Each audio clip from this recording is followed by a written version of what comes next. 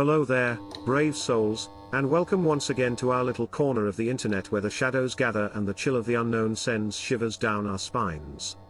This is your host, ready to guide you through another haunting journey into the deepest, darkest pockets of Reddit's most unsettling stories. If you're a long-time listener, it's great to have you back. If you're new around here, well, I hope you're ready for the strange, the eerie, and the utterly terrifying. Strap in, light a candle, and prepare to peek beyond the veil of the ordinary into a world where the only predictable thing is the unpredictable. Don't forget, if you find yourself enjoying the journey, consider subscribing to our podcast and becoming a part of our community. Like, comment, and share, every bit of support helps us continue our exploration of the macabre. Now, without any further ado, let's dim the lights and dive headfirst into today's bone-chilling tales from Reddit's hidden archives. Brace yourselves, dear listeners, the night is dark and full of terrors. Welcome to Season 2. With a final forced twist, and accepting I couldn't quite get the last crack, I went to turn back to my screen when something outside caught my eye. A shadowy figure emerged from the depths of the park, slowly shuffling in the direction of my house. Wrapped in darkness, I struggled to focus on the large silhouette. It looked like a large animal, though what exactly I wasn't sure. In the dimly lit surroundings, I squinted my eyes as I strained to make out details. It appeared as though the figure had antlers or something similar on its head, though in the darkness it was too hard to be sure. As I waited for it to reach the area of the park that was illuminated, the streetlights flickered and then abruptly went dark, casting the entire street into an eerie blackness. Staring out into the darkness, my heart skipped a beat, and a shiver ran down my spine.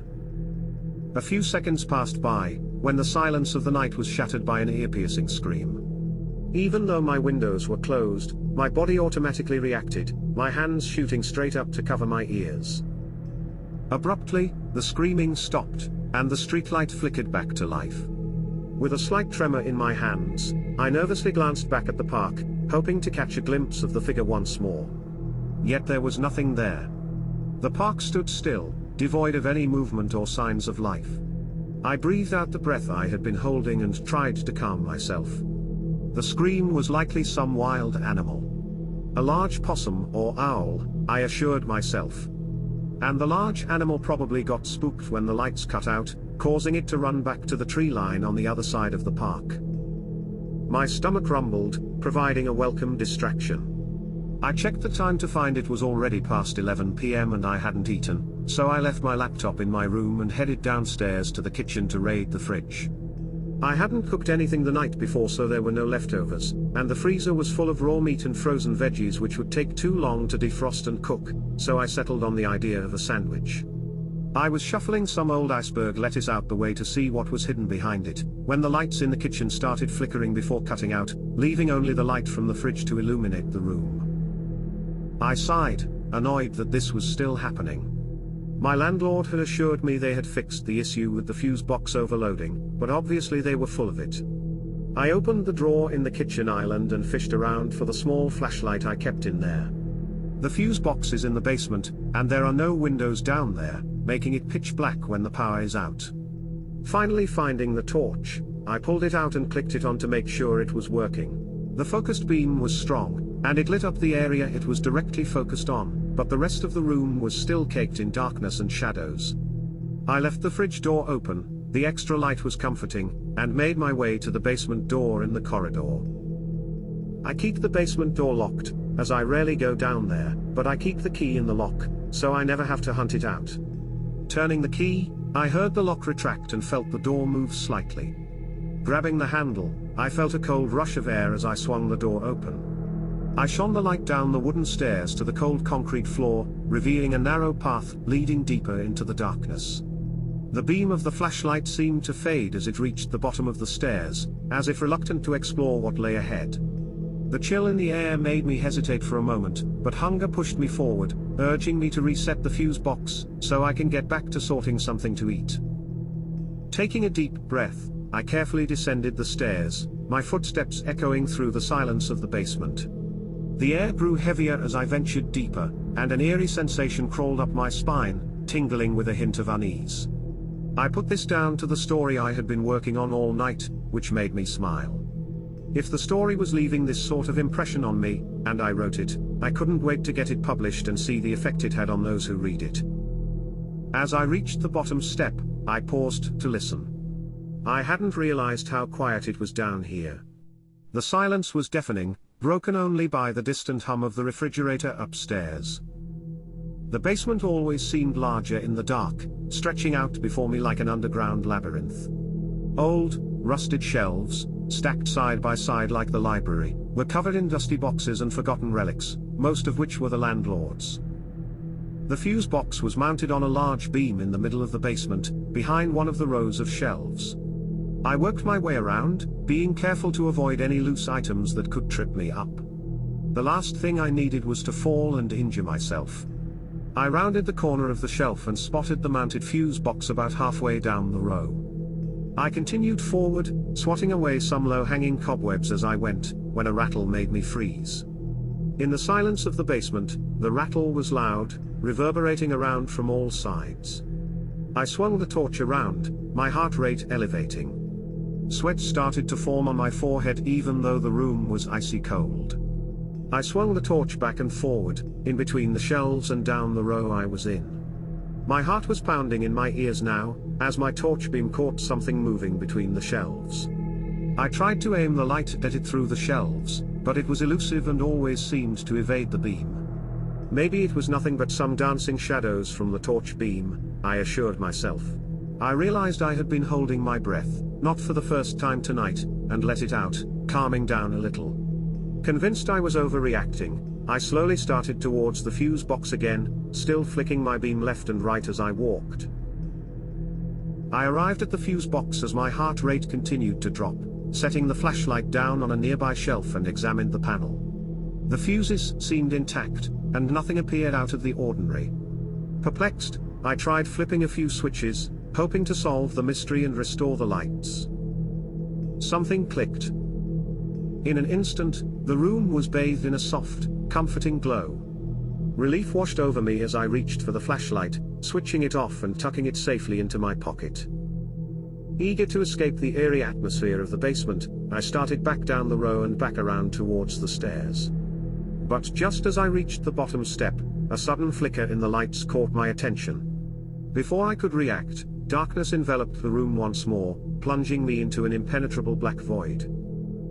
Feeling a mix of frustration and apprehension, I fumbled around in my pocket, searching for the flashlight. As I grabbed it and pulled it out of my pocket, I froze, as a shiver ran down my spine. All alone, in the cold dark void of the basement, a warm breath fell on the back of my neck. I was petrified. Frozen. Unable to move. Then I felt it again. Closer this time? And I heard a low, guttural rumble come from behind me. Every instinct screamed at me to run, but my legs felt weak and wobbly. Summoning what little courage I could muster, I spun around, flicking the torch on and shining the light at whatever had just been behind me. But the lights just danced along the walls and floors, revealing nothing but packed shelves in the basement. My heart pounded in my chest, the silence broken only by the sound of my own uneven breaths. Then, in the darkness, a shape moved slightly behind the shelves. It was a huge silhouette, wide and tall, seemingly hunched over but still almost touching the ceiling. Touching the ceiling with what looked to be horns. 3 crooked horns. I wanted to scream, but nothing but a pathetic whimper escaped my lips as I turned and ran up the stairs. I slammed the door behind me, but in the process, accidentally jolted the key free. It clanged across the floor, and try as I might, I couldn't find it in the torch's beam. Down in the basement, I heard the stairs creak as something heavy started to ascend. Panicking, I looked around even faster, but the key was nowhere to be seen. Whatever was in the basement was now about halfway up, based on the scraping on the walls and the thudding of heavy footsteps.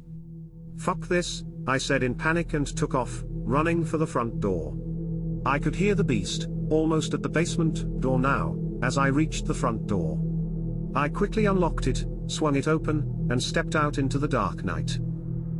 I took about 3 steps onto the front path and stopped. It was a dark night. Too dark? There was no light anywhere, except that of my tiny torch. No street lamps. No house lights. No stars. It was a pitch-black nothingness beyond the reach of my torch beam. And the path in front of me. It dropped off, like a cliff, into a black void that seemed to absorb the light of my torch beam. There was nowhere to go. Suddenly, tormented screams broke the silence of the night, coming from all around me. With seemingly no other choice, I turned back to the house and ran back up the steps to the still open front door. I ran straight for the stairs and up to my room, slamming the door shut behind me, locking it, and wedging my drawers between the door and the end of my bed. I don't know how I will get this message out. But I had to write it down. I had to try and warn you. The screams are getting louder. And that beast is at my door. It's been there for the last 20 minutes. Just standing out there, slowly banging. I know it could get through whenever it wants. I have a feeling it wants me to post this warning. Maybe that's how it finds its victims, through the knowledge of its existence. I don't know. Don't look for this demon. Don't read the book in my room if you find it. In fact, maybe it's better I don't post this. To protect you all. But the screams, they just keep getting louder. Alright, my friends, we've reached the end of yet another eerie journey, through the shadows of Reddit's most chilling tales. I sincerely hope you found these stories as riveting and spine-chilling as I did. The world is full of mysteries, isn't it? Remember, if you've enjoyed today's exploration into the unknown, please don't forget to like, comment, and subscribe. Share the podcast with your friends who also love a good scare. It's always more fun to explore the shadows together. A big heartfelt thank you to all of our subscribers, listeners and patrons out there.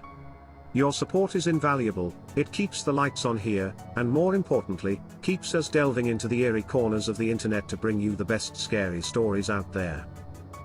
If you've encountered any creepy occurrences or have your own chilling stories to share, don't hesitate to reach out to us via subredditchronicles@gmail.com. We always love hearing from you, and who knows, your story might just feature in one of our future episodes. Until next time, keep your eyes open, your hearts brave, and your lights on. After all, you never know what's lurking in the shadows. This is your host, signing off. Stay safe and keep exploring the unexplored.